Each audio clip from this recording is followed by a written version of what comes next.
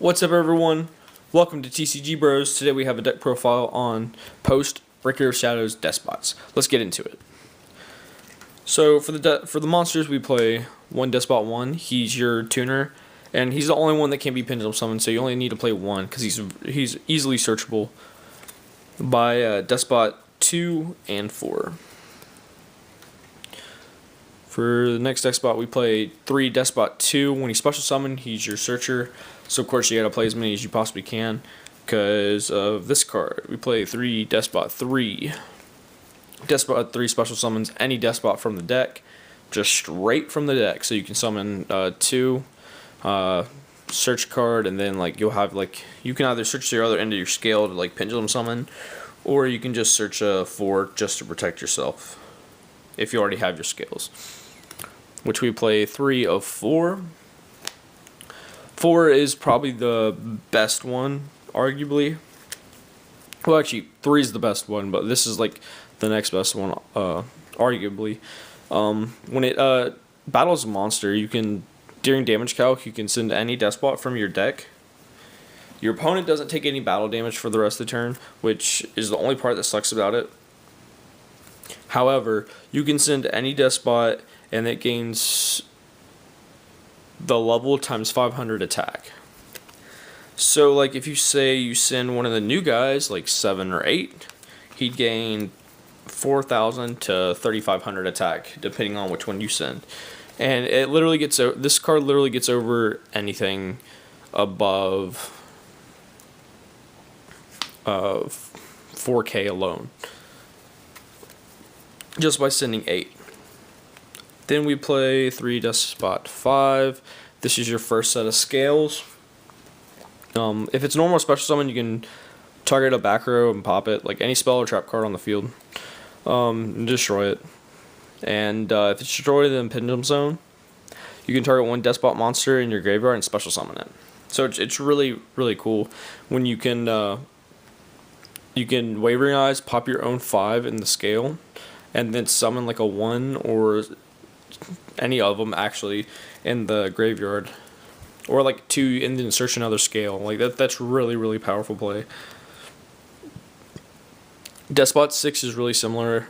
When it's destroyed, when it's normal special summon, it changes the battle position, but when it's destroyed in the Pendulum Zone, it targets a Deskbot in the graveyard and adds it to your hand. So usually you go for 3 or 4.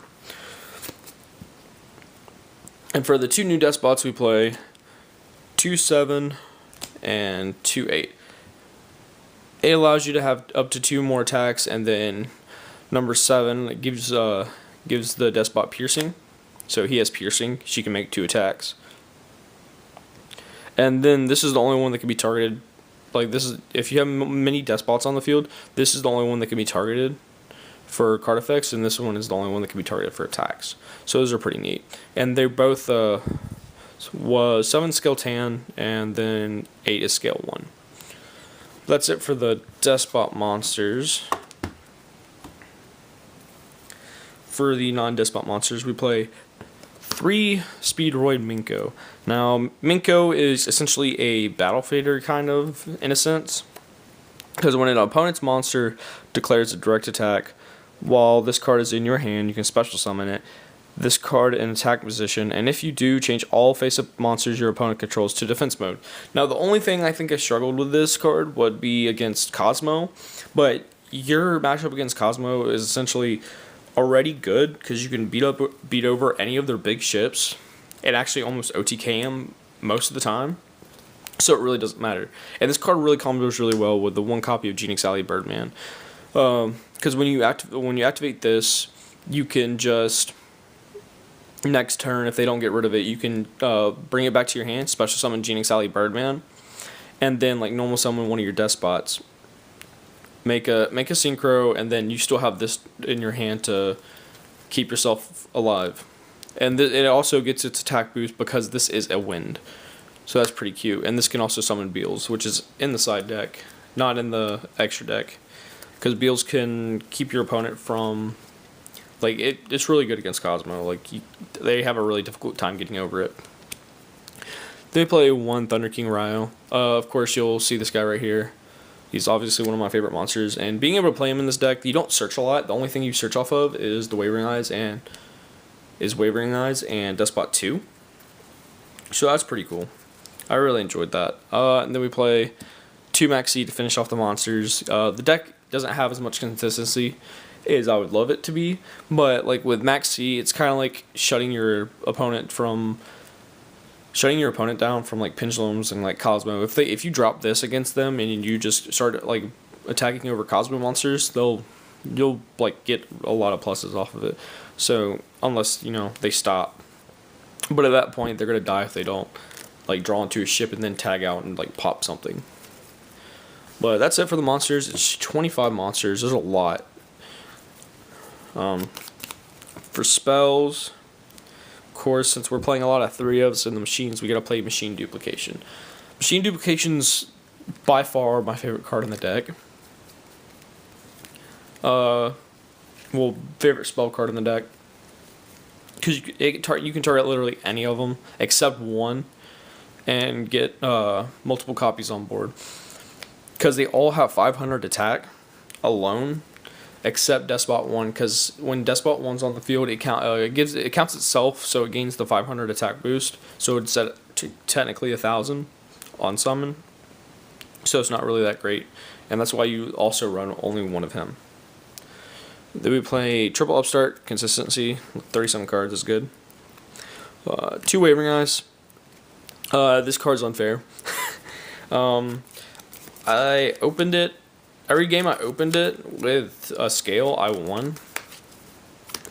Like if you open this and you have like a Machine Dupe and 2, you win half the time, like most of the time. It's just unfair what this card can do. And I don't believe that this card should be at 3 anymore. Like this card should definitely be at 1, if at anything, going forward. Then we play 2 Twin Twister. Twin Twister is obviously to get rid of those back row cards going into against like heavy trap decks and stuff, because this deck does kind of struggle with back row, especially like Solemn Strike and Solemn Warning. If they stop like the normal summon that I need or the Pendulum summon that I need, it's basically game over from there.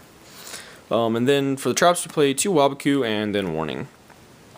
Waboku, it's pretty obvious. I've seen Threatening Roar played in the deck. Of course, I got to go with my favorite, Waboku. Definitely one of my more favorite cards, and then Warning for like Pendulum decks and stuff. So that's it for the main deck. For the extra deck, it's more of a toolbox deck for the extra deck, and you'll see that it's a lot of synchros and it's a few Exceed monsters that just keep you from not dying. On Deskbot Jet, this card is really good with its combos. You can target one of your like 5 or 6 scales, pop those, and then special like 2 from deck, and then you can activate the scale that you popped and either add from your graveyard or special summon from your graveyard, and then you can make another like Exceed if you summon Deskbot 1 from the grave. So you can make something like Trish. Trish is a really powerful card, obviously. It was banned for a reason. Taking 3 cards from your opponent's possession is like really, really strong. Ignister, you can make this with Deskbot 7 and Deskbot 1. I made this a couple times, popping my 5 or 6 scale, and then spinning a card, and then getting the special off of it. So like this card's really powerful in the deck as well. 1 Omega, gotta play the Bay. Just like taking cards out of your opponent's hand, like I said, is pretty strong. Like Trishula. Also, this can recycle the Jinx Alley Birdman, as well as getting rid of opponent's Cosmo monsters, putting them in the grave. So it's really strong. Stardust Dragon negates Wavering Eyes, and it also negates board destructions.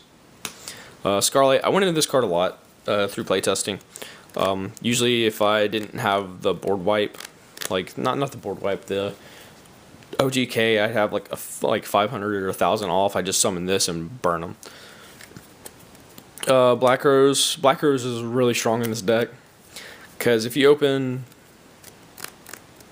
Genix Alley Birdman, Machine Dupe, and Deskbot 3, you can board wipe it after setting your scales that you search, the 5 and 6, and then make Black Rose, popping your scales, getting special summon 2, and adding the 3, or adding another 2, and then you'll have more scales again, and you can just pendulum summon the scales that were destroyed. So that it's really, really powerful. One Odd Eyes. This card's nuts. It keeps you from dying.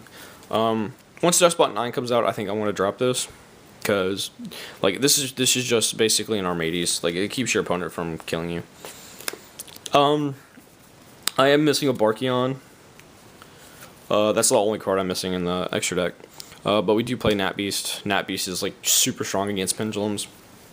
Basically, if I ever summon this, I won half the time, unless they could out it. So there's that. One High Speed Roid Kambara. This also helps with OTK. If I don't have it, I can just summon that and have it then.